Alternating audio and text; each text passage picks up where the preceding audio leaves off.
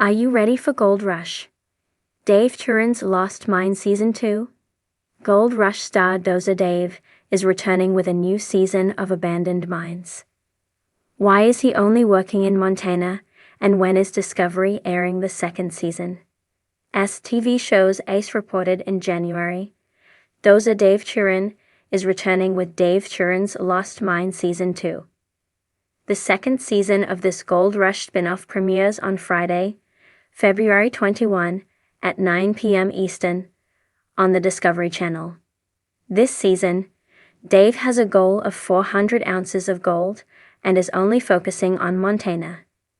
While 400 ounces doesn't seem like much compared to Parker's huge weigh-ins, at $1,600 an ounce, this is a hefty $600,000. Will he make his goal?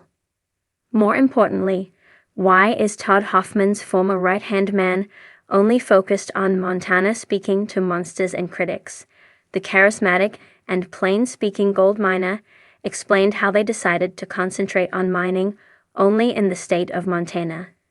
The Gold Rush star's explanation made sense. We did our research. Turns out, there are 3,500 abandoned mines in Montana. He also told April Neal that it is one of the biggest mining states. But it is the third gold-producing state. The top is Nevada. Those who follow Turin on social media know that one of the challenges with Nevada mining is water. But there was another incentive to mine in Montana. Turin revealed that two members of his crew, Jason Sanchez and Jess Goins, both are Montana residents. This is what caught Turin's interest. Once Dave met another geologist, it started snowballing. Pretty soon, people were asking Turin to look at their mines. People shared tales of their gold mining grandpas. Some have sad tales where their relative died in the mine, and they want the bones for a proper burial. Others want to find a gold stash that may be hidden. The government shut down gold mining when World War II started. Some miners hid their gold and never made it back from the war. Now, those mines have gold. Hey y'all. Lots of question about where to watch Gold Rush. Dave Turin's Lost Mines right now. Go to Discovery Go. Discovery Go also has the Midform series, and nowhere else has them. Premiere will be 21st of February on the Discovery Channel. What criteria did Dave Turin use to decide whether or not he would work a mine? It was based on water and permits. Gold Rush fans know that without ticking those T boxes, Turin and his team could not mine. As there are two types of mining, underground mining, which requires tunneling in, or placer mining, which is what Dave does. Turin explained that in placer mining, Mother Nature, the environment, water, and gravity have removed the gold from that mountain and put it into streams, and that's what we do as placer miners. The old-timers didn't get the gold because either there was nothing to get, or because they did not have the modern equipment to get to the gold. Turin's team has that equipment. Dave just has to determine if it is worth it. There is a lot of family stories, history, and plenty of gold to mine. Dave Turin is a fan favorite and promises another excellent season. Be sure to check back with TV show's Ace for the latest Gold Rush news. Gold Rush. Dave Turin's Lost Mine Season 2 premieres on Friday, February 21 at 9 p.m. Eastern, on the Discovery Channel. Georgia Macatello has several decades of writing experience, including travel writing, tech writing, art history analysis, and now entertainment writing. She loves to share the latest news on rom-coms and mysteries. In the world of gold mining, Montana is a land of immense possibilities and untapped potential. For Dave Turin, a former Gold Rush star, the state offered more than just the promise of gold. It provided a fresh opportunity to continue his passion for mining. On his new venture, Lost Mine, Turin explains why Montana became the place he chose to pursue his dreams of uncovering gold that might have slipped through the cracks in history. Dave Turin's journey through the gold mining world has been anything but conventional. Known for his role in the hit Discovery Channel series Gold Rush, Turin quickly gained a reputation as a hard-working, highly skilled miner with a relentless drive to succeed. After years of working on various gold mining operations, he became a fan favorite for his dedication and no-nonsense approach. However, after his departure from Gold Rush, Turin faced a crossroads. He could have easily continued mining in Alaska, the heartland of Gold Rush lore, but instead, he turned his attention southward to Montana. Why Montana, you might ask? The state's rich history and a seemingly never-ending list of mining prospects made it the perfect location for Turin's next big venture. For Turin, Montana was the ideal place to answer one of the greatest questions in gold mining history. Could there still be lost gold waiting to be found? Montana's allure, with its vast mountainous terrains, was impossible to resist. The state had long been a gold-producing area. What made it particularly interesting for Turin was the notion that much of the treasure could still be hidden, often overlooked, in forgotten places. The history of gold in Montana is steeped in stories of exploration, triumph, and failure. In the mid-1800s, the rush for gold attracted thousands of fortune seekers. Towns like Helena, Butte, and Virginia City boomed as miners flocked to these areas, pulling out millions in gold.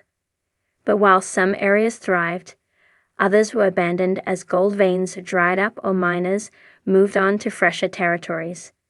Many of these forgotten mining sites still contained remnants of gold that had been left behind due to outdated equipment or the inability to reach deeper deposits.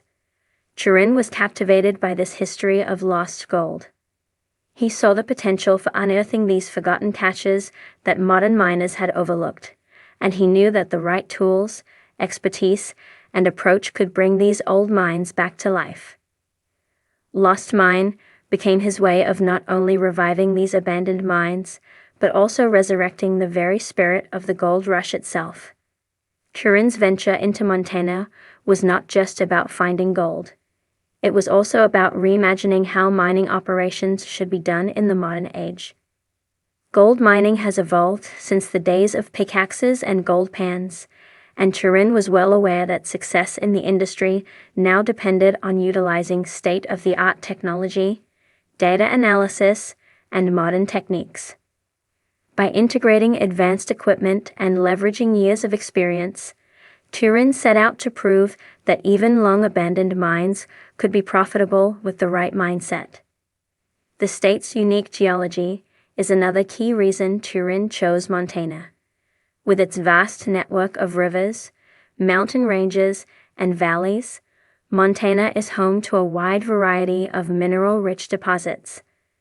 While gold is certainly one of the main attractions, the state also offers a rich mix of other minerals, such as silver, copper, and precious gemstones. This geological diversity meant that the potential for discovery was not limited to gold alone, making Montana a particularly enticing destination for a seasoned miner like Turin.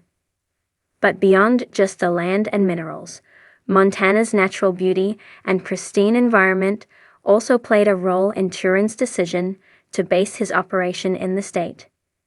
There is something undeniably captivating about the vast wilderness, towering peaks, and serene landscapes of the state. For a man like Turin, who had spent much of his life working in remote, rugged conditions, Montana offered both a challenge and a chance to reconnect with nature. It was not just a place to dig for gold. It was a place to live, breathe, and immerse oneself in the harsh yet breathtaking environment that mining demands. However, mining in Montana came with its own set of challenges. The state's remote nature means that accessibility is often difficult, and finding labor and resources can be costly. As Turin learned, Montana's rough terrain can make setting up and maintaining operations a real struggle. Weather conditions are a particular factor that can affect mining schedules, as the harsh winters can make it nearly impossible to operate. Additionally, the environmental regulations that govern mining in the state are stricter than in some other locations, which means that miners must be careful to ensure that their operations are sustainable and compliant with state laws. These difficulties didn't deter Turin, however, who has always prided himself on his problem-solving skills and his ability to overcome obstacles. In many ways, the state of Montana embodies the same spirit of resilience and determination that Turin himself personifies. The history of gold mining in the state is filled with stories of triumphs and setbacks, and it was this very spirit of adventure and perseverance that Turin sought to rekindle with Lost Mine. Just as the first miners faced struggles and often failed in their quests, Turin too was determined to take on the challenge, knowing that success would require not just hard work, but the willingness to adapt and learn from past mistakes. Montana is also home to a tight-knit community of miners and prospectors, some of whom have spent their entire lives working in the industry. These individuals, with their vast knowledge of the land and its resources, became an invaluable asset to Turin's operation. Building relationships with local miners and learning from their experiences was essential to Turin's success. While his expertise was undeniable, Turin recognized that the collaborative nature of mining in Montana played a crucial role in bringing Lost Mine to life.